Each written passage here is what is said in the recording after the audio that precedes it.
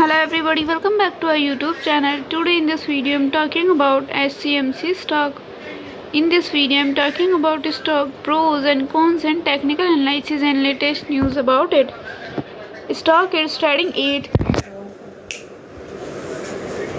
The stock was volatile for a day. The volume of stock was recently not high, so the fundamental stock is not better for today.